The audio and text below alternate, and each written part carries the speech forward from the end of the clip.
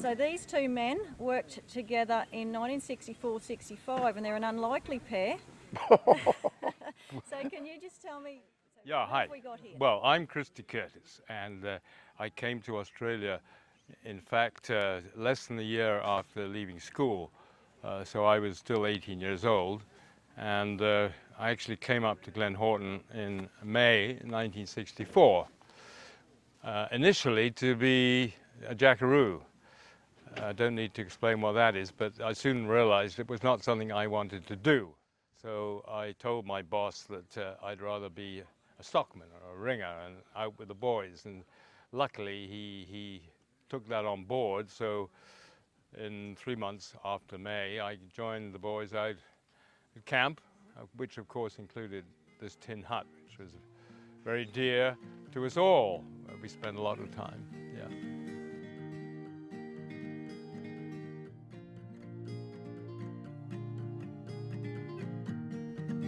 Thanks, Christy. Welcome back to Australia. It's so good to have you here. And now, can you just tell me a little bit about this good man beside you? Who is this man we know as Bronc? What is he to you? Who is this man? Yeah, well, Bron, I actually, to be honest, knew him in those days probably more as John. But he then became known as Bronc because, as everybody knows, he became a champion bronc rider. And although he never taught me how to ride broncs, or he never showed me how to do it. And I tried to pick up. Well, he'd just get up on these. He'd pick the horse which he knows is going to give him a lot of trouble, and he'd get on that. I wouldn't say it was showing off. I think he enjoyed having a bit of a tussle with the horse before going out to work. No, it was great. We were close because we did work a lot together closely. We even did fencing together, but I don't think he taught me much about fencing. We couldn't teach anything because you wouldn't keep the pliers in your hand. You'd chuck them, go up there, bloody 400 or 500 yards and leave them there, and you needed them again, and you'd have to go back and get them. And then you go and get them and come back. And I don't know what I was good at. Maybe ring barking was my. Yeah, it could have been. Where did you ring bark? Oh, just around. We wrong, but actually I remember doing quite a lot around here. Yeah, around here with Jack standing, and me and Michael Harvey. I think we'd been naughty boys, so they sent us out ring barking. So you can't go and ride the horses today. You've got to go and do ring barking. Who would have sent you out? Like, who was your boss when you were out here? Les was very much our boss until he left, and then it was Bronc's brother Robert. In 1965, yeah, they were both great men, and that was important to have good head stockmen who knew how to manage their men, and they were both very good horsemen, so that was great. Yeah.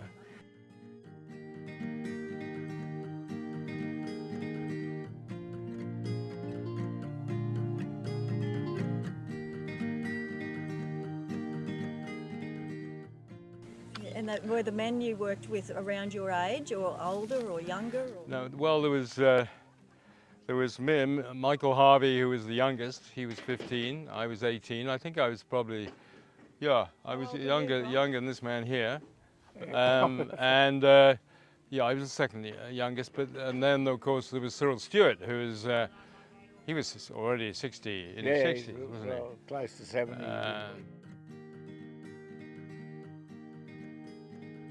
They teach you how to throw and tie bulls? That was something that they told me about, but they weren't going to teach me because they didn't think I'd ever learn. So that was a story in itself. I think these are probably too long to tell now. But yeah, I did tie a bull. I think this man still thinks I'm telling a long story, but anyway. How did that happen? How did it happen? Well, I don't know. We went out one day and we were going to be tying bulls, and I was pretty frustrated because I hadn't found the bull until quite late in the day, and then I did, so I was after it. I wasn't going to let it go, and I did all what you're supposed to do, is jumping off behind the bull, pretty close to it, but when his back legs were weaving side to side, so he was quite tight. So I did, wrapped my hand around the tail, pulled it towards the horn, all that stuff, and Well, by jingo, the bull fell over. So I was as surprised as the bull. And then I got the strap out and had a bit of a trouble getting the strap around because it already got quite a lot of shit on it. And, but did tighten it up, and I thought, I think we're all right till tomorrow morning. Yeah. So then I was really happy and really proud of myself. And I looked around, I looked for Blackie, which was the horse I'd been riding. Nowhere to be seen. Horse had gone. So the end of the story was not so victorious because it took me at least 2 hours to walk back to the camp in the dark, because it was dark then. And my ringer friends were sitting around the fire with big smiles on their faces. And of course, I told them what I'd done, but they weren't going to believe it. And I said, well, wait for tomorrow. We're going to go out and find that bull, no problem. He'd say they looked, but try as they might and as hard as they looked for that bull that Christy tied, it was never found. And what happened to Blackie? Did Blackie come back? Blackie'd come back, yeah. Blackie seemed to know the way better than I did. And the men didn't come looking for you? Why didn't you come looking for me? When you come home. You knew I'd come home, yeah. So, You get hungry. like homing pigeons, eventually all come You get home. hungry. Oh, that's right. I was a bit hungry, yeah. You would have been thirsty too. You couldn't carry I much was water. thirsty, but I think in those days we probably were able to go longer without water. Yep. Yeah. It didn't take much water, actually. No, never carried water, only a water hole. Well, I mean, we had our billy cans and we boiled some water. Quart and we pot. had Had a quart pot, not a but billy we can. didn't drink a lot of water out there, did we? No, you didn't. No. You were trained. strange. That's why now if I go with people and they say, come and have a drink of water, you want to drink? No, because you used to go on without it. You had to be. There wasn't a lot about. No, that's right.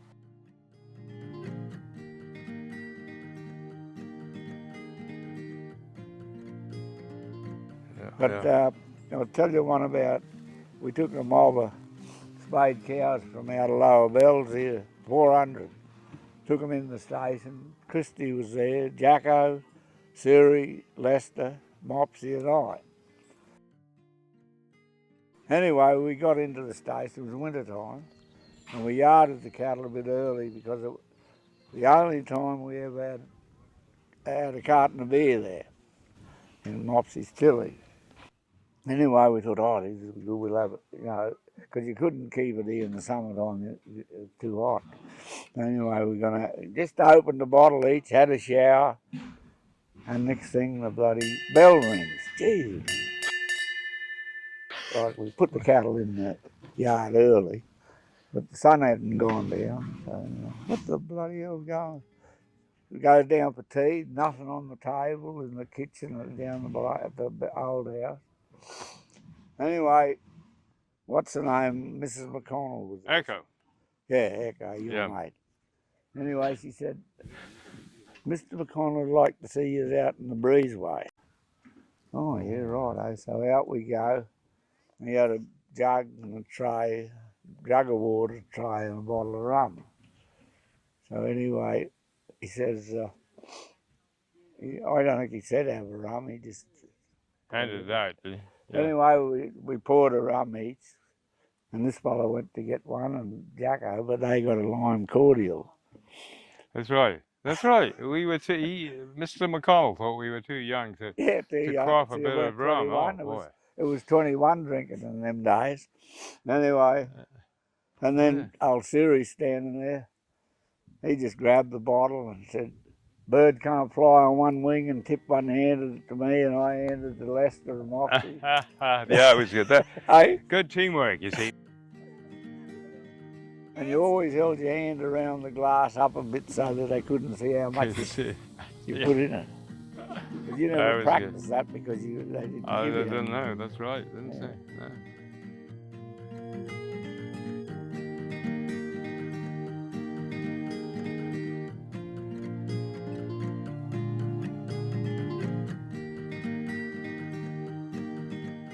And then we put him on a bull in Taroom Rodeo. Oh, yeah. I became a registered member of the Australian Rodeo Riding Association. It was the first time they'd ever bucked bulls in Taroom for a full, like, you know. Was it the first? Yeah. Christy was there for the first time. Oh, probably the first In man both out of the chute. Both the second division and the open bull ride, they used big mobile Hereford bulls from out of Kenny Baxter's, and there was a bull there, Kevin McTaggart had there, a big Brahman bull. That was about the only Brahman, but all the rest were Hereford bulls. But they bucked all right. Yeah, mine was small, Hereford bull. Yeah, But I don't know. nevertheless, I was off. I didn't make anywhere near the 8 seconds. I probably He was wouldn't have sitting made up more than 3 or 4. Yeah, you're sitting up straight in that photo. Yeah, You're right. I think I took the photo because I think you did. And Jack standing was more or less opening the gate as I Yeah. came out. Yeah. waiting to catch you when you hit the ground. That's right. Yeah. Did he ride a few bucks? It looked Oh, like a he couple. Well, we'll have to because I let's wasn't say. that quick I with the wa- camera. yeah. About a Had to couple, line yeah. him up. Got time to line up. Yeah, yeah. Well, it's a pretty good photo. You must have been on for a while. Thank you. Leesa, I won't say any more.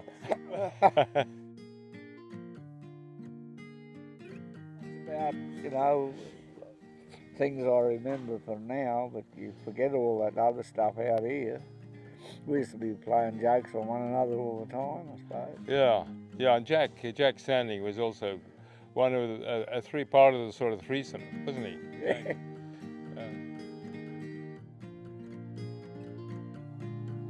When you were here, what did it look like? Horse yards are gone. Horse yards are gone, yeah. Yeah, the long yard where they used to, when you was drafting the horses, there was 2 side yards. One of the ones you wanted, you'd keep, and others would go straight out, and there was a little night paddock out round that way.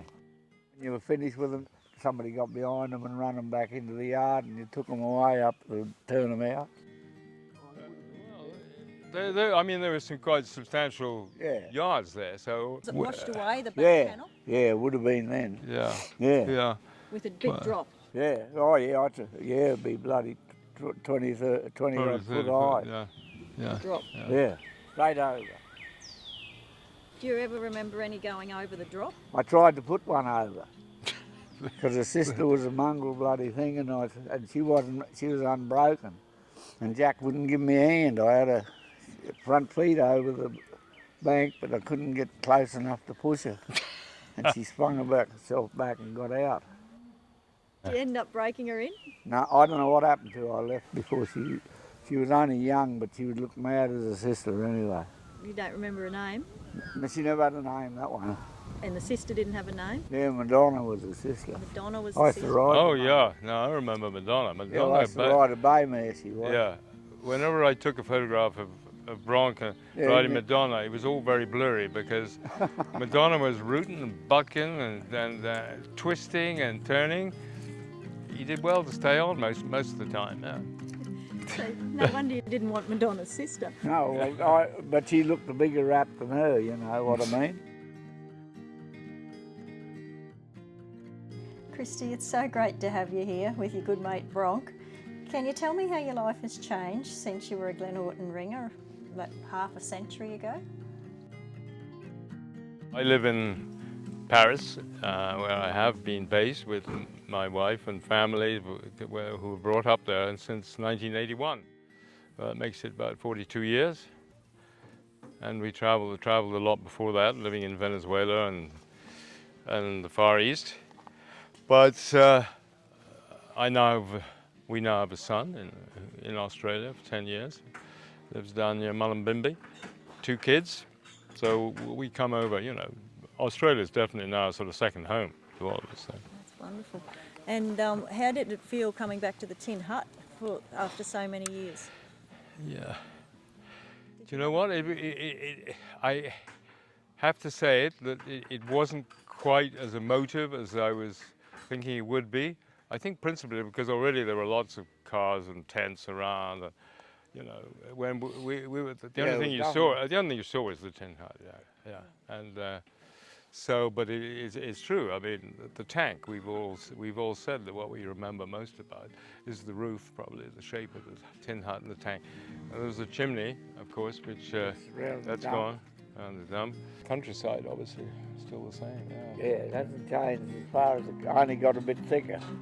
more timber, like more smaller Yeah. trees. The horse yards Yeah. are down there. Horse yards are gone. Horse yards are gone, yeah. When you worked here, some of them were gone then. Oh yeah, of course, yeah. She was washed away.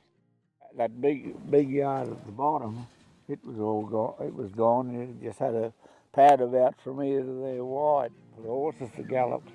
What you didn't want, you know, the bush one.